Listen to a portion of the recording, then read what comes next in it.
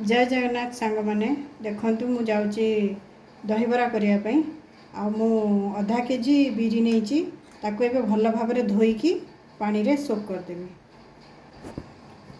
याकू भल भाव धोईकी ताको पूरा आपण 3-4 घंटा पूरा भल भाव छाड़देवे। आ बिरी जमती पूरा भल भाव आपणकर सोक कर फुली जाओ भल भाव से पर्यंत छाड़देवे। बिरी एमती देखु से पानी रे भिजिकी एमती पूरा भल भाव फुलीज ताको एबे आपण ग्राइंडर जारे जिते कम पानी देकी बाटिया को चेष्टा करेंगे, ड्राए रखा को चेष्टा करेंगे। ये भाया आपण पूरा काठुआ काठुआ ताको बाटिबे। तापरे याकू स्वाद हिसाब से आपण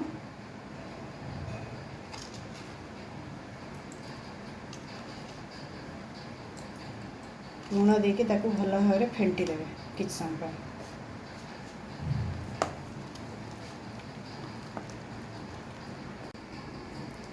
एटा ए भाया पूरा आपण पूरा फ्लपी हो जिवो फेंटी देले पूरा। आपण ताको टे पानी रे पकेइकी देखिबे। एटा पानी रे पकेइकी देखिबे देखिबे एटा केमिति भासुची। भासिले आपण जानि परिबे जे एटा पूरा आपण हल्का हो जाइए छाणीबा पई रेडी। देखंतु बरा पकेबा आगु आग हाथ को आपण एमती ओदा कर देबे। तापरे एमती नेबे नहीं कि मझीरे गोटे एमती होल कर देबे। होल करके ताको तेल रे पकेबे ताले सेटा आपणकर हाथ रु भल कि छाड़ी आसीबो। आ तेल भल कि गरम हेबा दरकार। ताले सेउडा गरम हो सारा पर ताको स्लो कर देबे पकेला बेलको नहले भीतर कंचा रही जाव। ये भाया आपण हाथ को ओदा करके सब गुड़ा करेंगे। यहाँ देखु मु पानी रखी पानी रे लुण पकईकी रखी। एबे मोर बरा हो आसला मुझे छाणिकी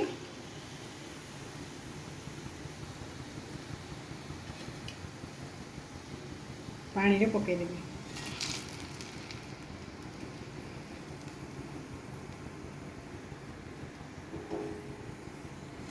ये भाया आपण सबू बरा को छाणिकी एमती पानी रे पकईदेवे। पानी रे लुण पकईथिबे तापरे ताको छाड़देबे किछ समय। एगुड़ा सबू छाणी देकी एमती पकईदेवे पानी रे सेटा पूरा डुबिकी रहिबो जेमती कि पूरा सेटा नरम हो जिवो बरा गुड़ा। आ पूरा पानी सोक कर नब पूरा फुली जिवो सेटा पर्यंत आपन ताको छाड़देबे। एटा देखंतु एटा पूरा पानी रे एमती सोक कर जिवो पूरा भल भाव छाड़देबे। 3-4 घंटा पूरा सोक करिगले ताको एमती भितरटा नरम हो जिवो ताको चिपुड़ी के एमती रखीदेवे। जेहेतु मुझे बहुत गुड़े करुच्ची से मुझे अलग एमती करुच्ची ना आप डायरेक्ट चिपुड़ी की दही रे भी पकई दे पारे।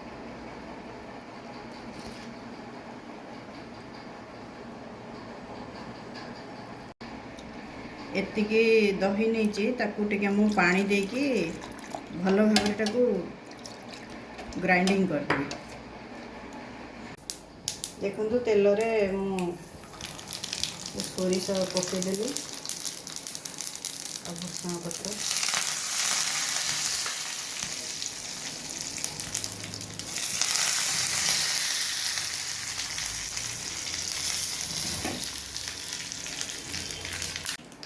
एटा दही रे पकईदेवी।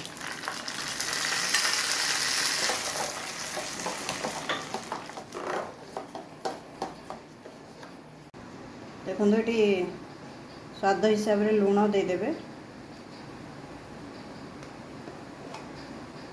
बास्ना आपण ब्लैक सल्ट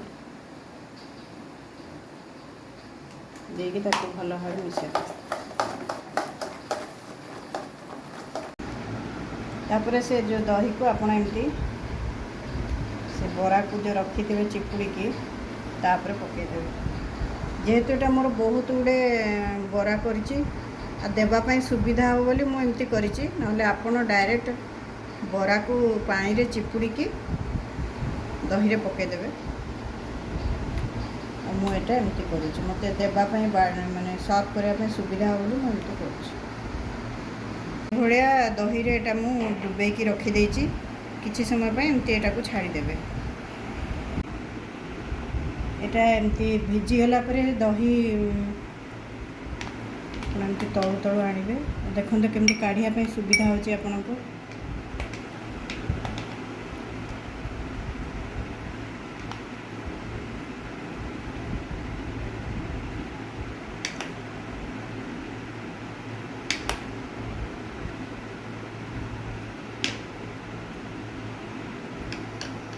तापरे टिके आपण जीरा लंका पकई दहीबरा आपणकर प्रस्तुत हो गला देखो यहाँ केते नरम होती